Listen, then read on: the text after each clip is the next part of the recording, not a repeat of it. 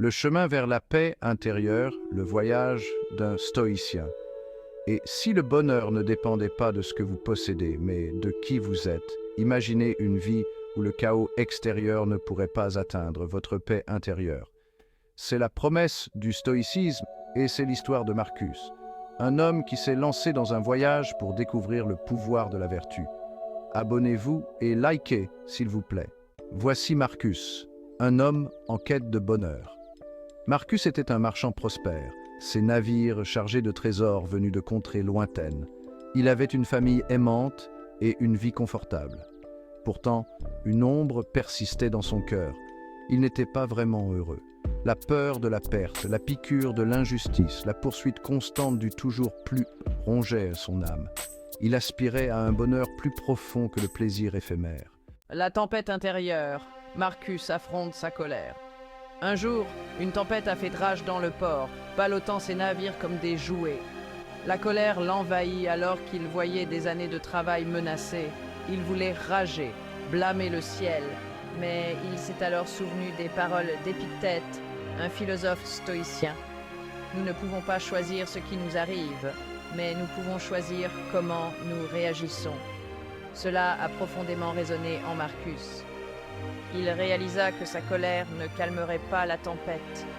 Elle ne ferait qu'amplifier sa souffrance.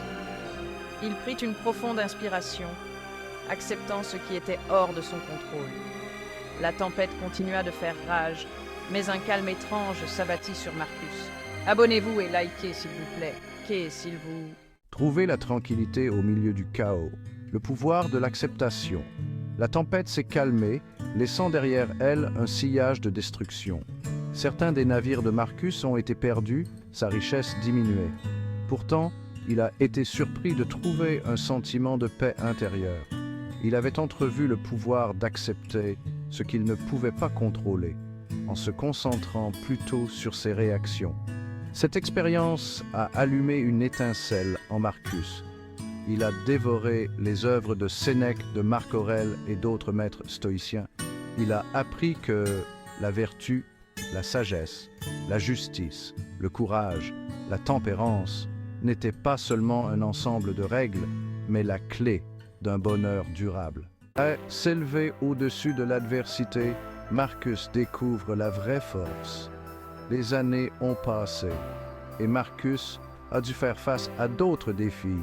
La trahison d'un ami de confiance, une maladie débilitante. À chaque fois, il a affronté l'adversité avec la même résolution stoïcienne. Il s'est concentré sur ce qu'il pouvait contrôler, ses pensées, ses actions, ses réactions, et a trouvé la force dans la vertu. Abonnez-vous et likez s'il vous plaît. Il a réalisé que le bonheur n'était pas l'absence de difficultés, mais la force de traverser les tempêtes avec grâce et sagesse.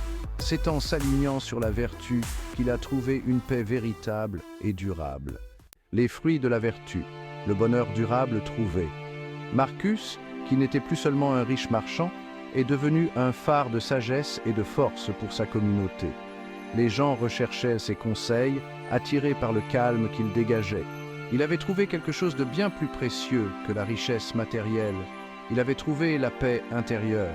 Son bonheur ne dépendait pas de vents favorables ou d'une vie exempte de difficultés. Il était enraciné dans quelque chose de plus profond, d'inébranlable, les vertus qu'il cultivait en lui. Adoptez la voie stoïcienne. Trouvez votre propre paix intérieure.